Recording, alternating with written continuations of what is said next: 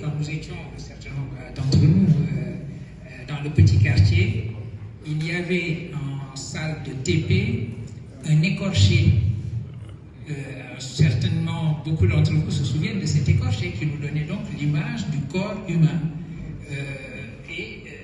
Et nous manipulions également des tas de choses. Je me souviens avoir trouvé comme une révélation le jour où j'ai observé au microscope des paramécies. On avait plongé des plantes dans l'eau, on les avait laissées 2 jours, quelque chose comme ça, et quand on est revenu, on a pu observer des paramécies. Ça coûte cher, évidemment. Une expérience de chimie, ça coûte cher. On peut aussi utiliser, et c'est là les avantages de l'intelligence artificielle, de tout ce qui est numérique et digitalisation, évidemment. Vous nous avez fait la définition de l'école, et je pense que les cadets qui sont derrière ont compris que la définition que vous nous avez donnée de l'école, mais surtout l'exemple, la citation de Frantz Fanon, excusez-moi un peu.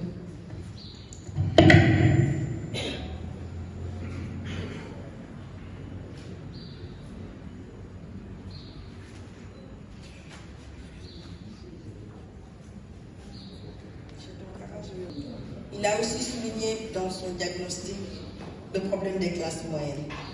Aujourd'hui, nous avons l'habitude de dire, même mon employé de maison envoie ses enfants à l'école privée. Nous aussi, au lieu de mettre nos enfants, nous avions l'habitude de les mettre dans le privé. Parce que tout simplement, l'école sénégalaise était devenue... Vous savez, mes amis en France, aux États-Unis me disent, mais on t'appelle Bachir, on t'appelle Souleymane, qu'est-ce que tu préfères? Et je dis, les deux me sont chers. Les deux me sont chers, ma famille m'appelle Souleymane.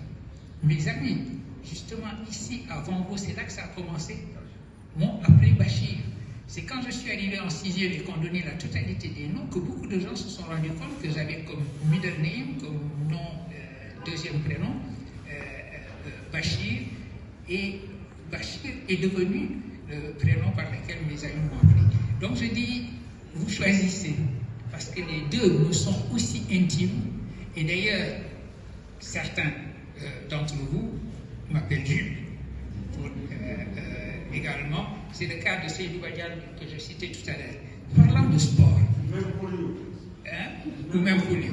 Parlant de sport, non, à l'une, j'étais meilleur que toi au football.